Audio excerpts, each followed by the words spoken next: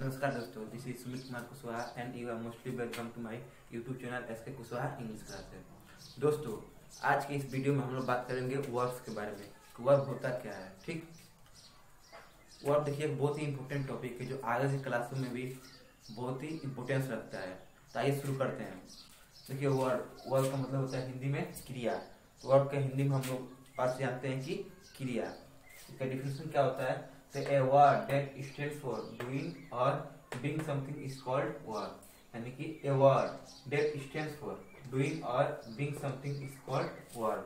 यानी कि कोई भी ऐसा शब्द जिससे किसी कार्य के होने या करने के बारे में कोई जानकारी मालूम हो हमें, कोई भी ऐसा शब्द जो किसी कार्य के होने या करने के बारे में हमें जानकारी देता है, उससे हमें किसी कार्य के होने या करने का पता चलता है, उससे हम लोग क्या कहते हैं, वर्ब यानी कि क्रिया कहते हैं। I repeat again, a word that stands for doing or being something is called a verb। यानी कि कोई भी ऐसा शब्द जिससे किसी कार्य के होने का या करने का पता चले, उसे हम लोग क्रिया वर्ब कहते हैं। जैसे फॉर एग्जाम्पल ईट, खाना, स्लीप, प्ले, रीड एक्सेट्रा। यानी ये सभी क्या है, काम है। सभी क्या है, क्रिया है, काम है। जिनसे एक ऐसा शब्द है जिससे किसी काम के होने का पता चलता है। ठीक, it is mainly of two types. ये मेनली दो भागों में बांटे गए हैं। यानी कि जो वर्ब होता है मुख्य रूप से दो भागों में बांटा जाता है। The first one is it is mainly of two types. यानी कि दो प्रकार के होते हैं। ठीक, कौन कौन सा। तो इट इज पहला होता है, the first one is main verb और लेक्सिकल वर्ब और प्रिंसिपल वर्ब। इसको तीन नामों से हम लोग जानते हैं। And the second one is called to be auxiliary verb. तो पहला होता है हमारा मेन वर्ब या प्रिंसिपल वर्ब या लेक्सिकल वर्ब, और जो दूसरा होता है उसको हम लोग कहते हैं ऑक्सिलरी वर्ब। ठीक, जो ऑक्सिलरी वर्ब होता है उसको हम लोग तीन पार्ट्स में डिवाइड करते हैं। पहला होता है प्राइमरी ऑक्सिलरी, दूसरा होता है मॉडल ऑक्सिलरी, तीसरा होता है सेमी मॉडल। और जो मेन वर्ब होता है उसको हम लोग तीन भागों में बांटते हैं, जिसका खुद के साथ एक जोड़े के रूप में रहता है। जैसे पहला भाग होता है ट्रांजिटिव, इंट्रांजिटिव, दूसरा होता है फाइनाइट और नॉन फाइनाइट, और तीसरा होता है रेगुलर और इरेगुलर। आइए देखते हैं यहाँ पे।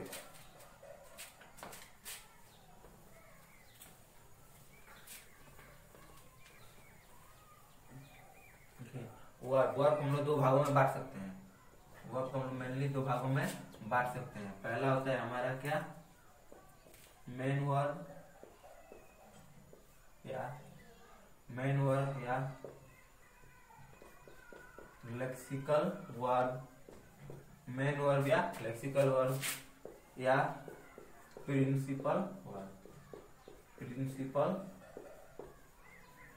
मेन वर्ब या लेक्सिकल वर्ब या प्रिंसिपल वर्ब। और दूसरा पार्ट इसका होता है जिसे हम लोग कहते हैं क्या, ऑक्सिलियरी वर्ब।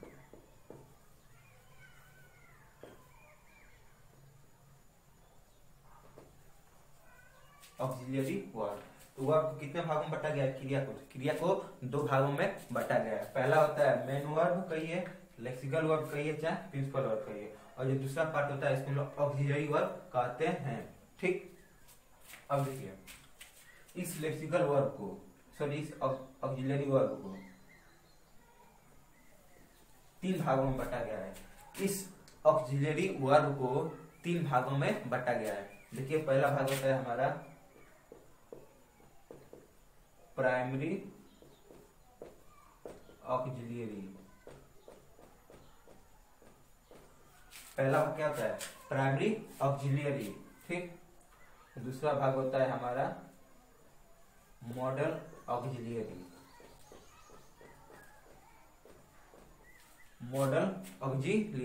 और तीसरा पार्ट होता है इसका सेमी मॉडल।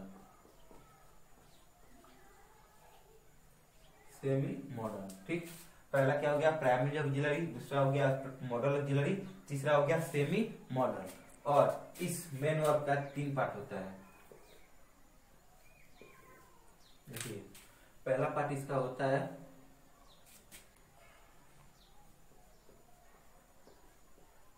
Transitive, intransitive.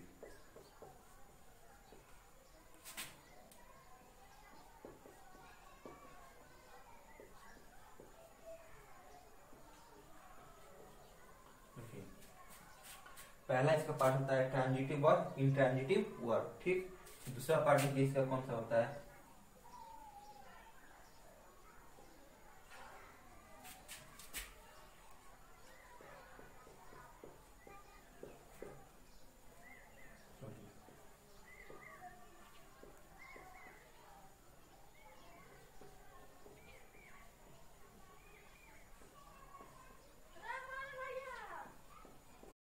ठीक, transitive intransitive verb, regular and irregular verb, और जो तीसरा होता है, तीसरा जो होता है उसको हम लोग कहते हैं फाइनाइट और नॉन फाइनाइट वर्ब।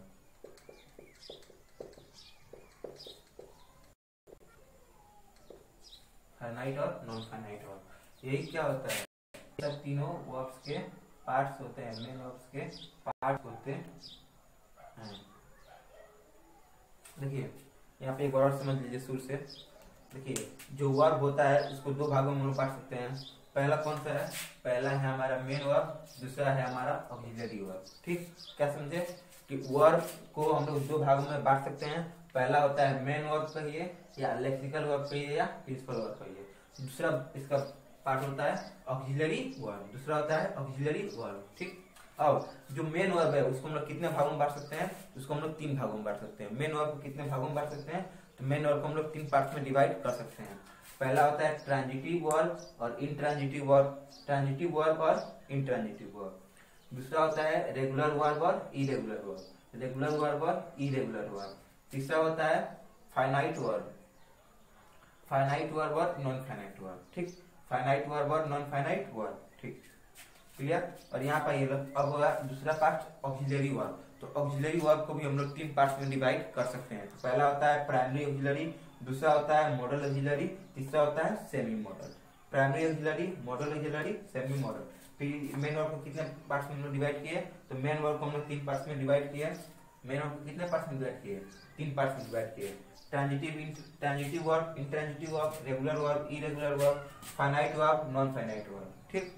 और ऑक्सिलरी वर्ब को भी हम लोग तीन पार्ट्स में डिवाइड किए, primary auxiliary, model auxiliary, semi model, ठीक, क्लियर। अब आते हैं हम लोग एक एक पार्ट्स के बारे में हम लोग डिटेल में पढ़ेंगे कि ट्रांजिटिव वर्ब किसे कहते हैं, इंट्रांजिटिव वर्ब किसे कहते हैं, रेगुलर वर्ब किसे कहते हैं, इरेगुलर वर्ब किसे कहते हैं, फाइनाइट वर्ब किसे कहते हैं, नॉन फाइनाइट वर्ब किसे कहते हैं, प्राइमरी ऑक्सिलरी किसे कहते हैं, मॉडल ऑक्सिलरी, सेमी मॉडल किसे कहते हैं। इन सभी के बारे में हम लोग डिटेल से पढ़ते आएंगे। तो देखिए यहाँ पे पहला आते हैं हम लोग ट्रांजिटिव और इंट्रांजिटिव वर्ब के बारे में।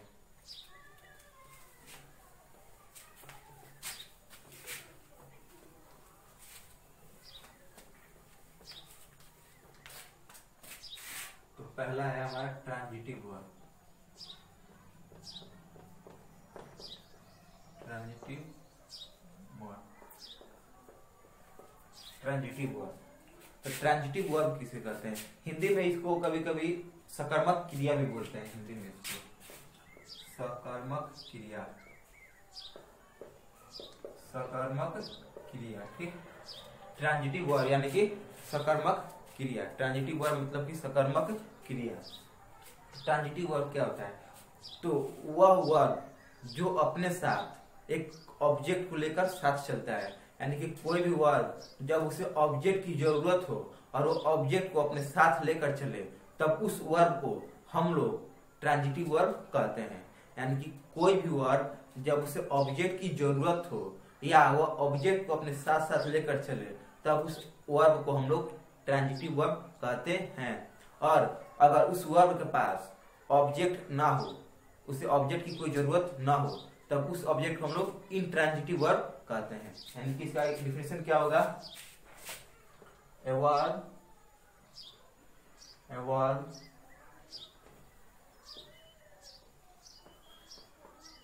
verb which has an object, a verb which has an object is called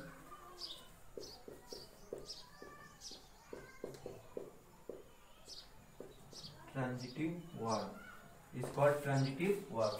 यानी कि a verb which has an object is called transitive verb. यानी कि कोई भी वर्ब अगर उसे ऑब्जेक्ट की जरूरत हो या उसके पास ऑब्जेक्ट उपस्थित रहे, मौजूद रहे, उसके साथ रहे, तब उस वर्ब को हम लोग कहेंगे ट्रांजिटिव वर्ब। यहाँ पर देखिए, यहाँ पे जैसे मैंने बोला Ram reads book, Ram reads book. Ram क्या हो गया हमारा? सब्जेक्ट हो गया। राम हो गया हमारा सब्जेक्ट, रीड हो गया हमारा वर्ब, और बुक क्या हो गया हमारा? ऑब्जेक्ट। ठीक, राम हो गया सब्जेक्ट, रीड्स हो गया वर्ब, और बुक हो गया ऑब्जेक्ट। ठीक, अब यहाँ पे देखिए, ये जो वर्ब है रीड, ये जो वर्ब रीड है वो अपने साथ यहाँ पे क्या किया है? एक ऑब्जेक्ट को कैरी किया है। ये जो वर्ब रीड है, जो रीड क्या है? वर्ब है, और ये वर्ब अपने साथ क्या किया है? एक ऑब्जेक्ट को कैरी किया है। इसलिए जो ये रीड है वो हमारा कहलाएगा क्या? Transitive verb. ये हमारा कहलाएगा ट्रांजिटिव वर्ब। ठीक, ये क्या कहलाएगा हमारा? तो ये हमारा क्या कहलाएगा? Transitive verb. क्यों? क्योंकि ये जो वर्ब है अपने साथ क्या किया है? एक ऑब्जेक्ट को लिया है, उसके साथ क्या है? एक ऑब्जेक्ट उपस्थित है, प्रेजेंट है, इसलिए ये उस वर्ब को हम लोग ट्रांजिटिव वर्ब कहेंगे। दूसरा यहाँ पर लिख लीजिए,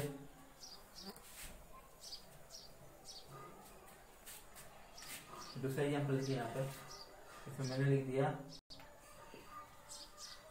लता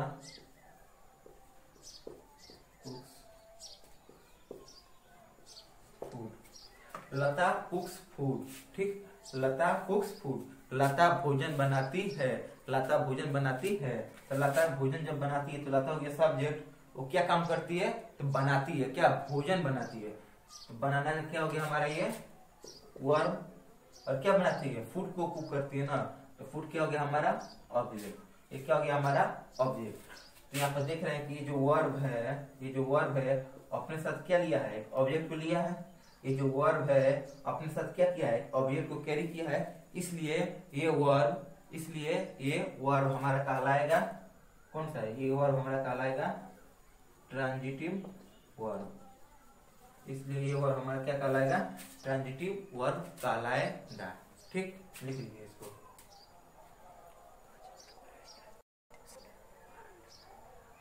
ठीक,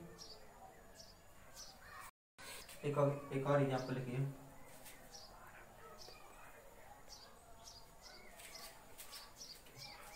एक और लास्ट एग्जाम्पल लिख लीजिए। I go to school, I go to school. इसमें क्या है? आई सब्जेक्ट है, आई क्या है? सब्जेक्ट है। गो टू स्कूल, गो क्या है हमारा? वर्ब है। ठीक, आई सब्जेक्ट है और गो क्या है हमारा? वर्ब है।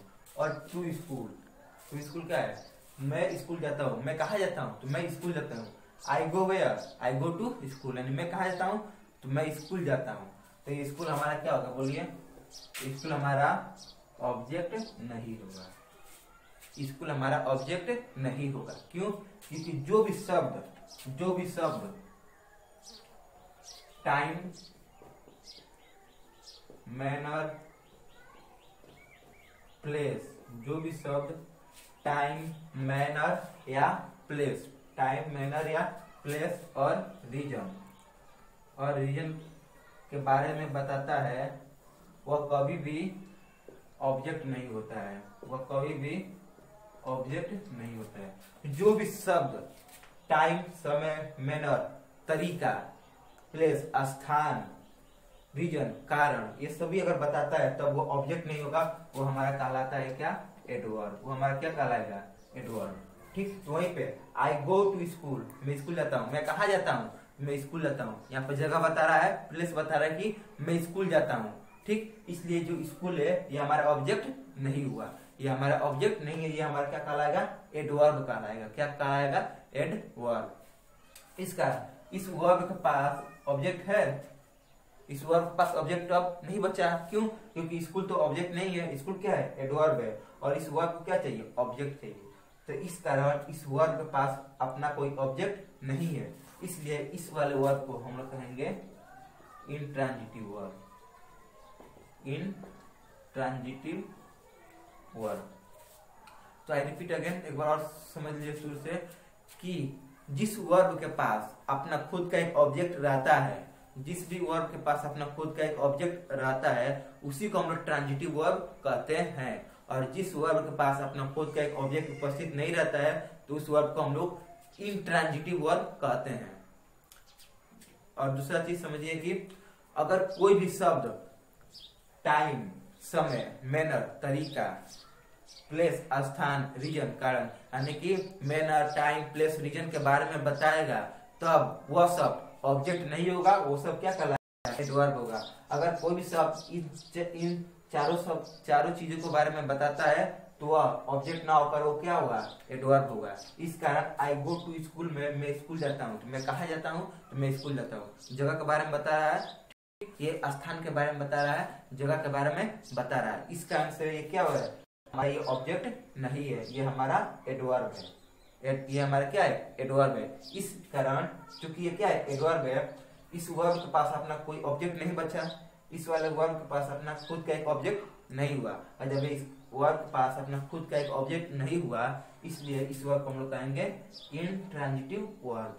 इंट्रांजिटिव वर्ब, ठीक। इसे एग्जांपल देख लीजिए, इंट्रांजिटिव वर्ब का एग्जांपल तो आप लोगों ने देख लिया, इसका डिफिनेशन देख लीजिए। इसका डिफिनेशन देख लीजिए, इंट्रांजिटिव वर्ब, इसका डिफिनेशन क्या होगा? Intransitive verb, a verb which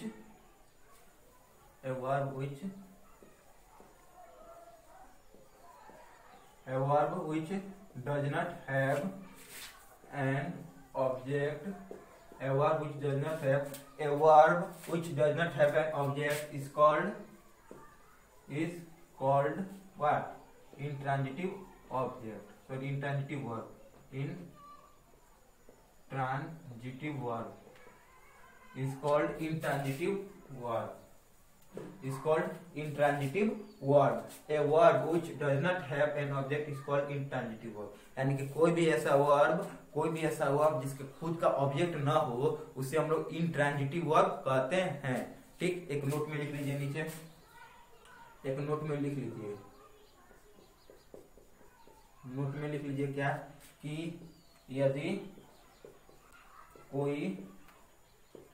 यदि कोई शब्द मैनर, टाइम,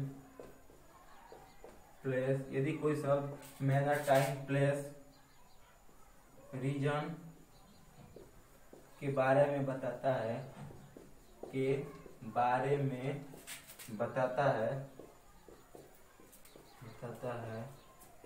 तो वह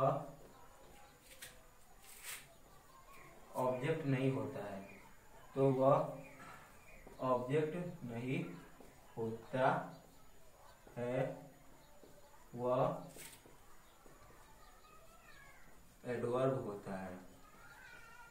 वह एडवर्ब होता है,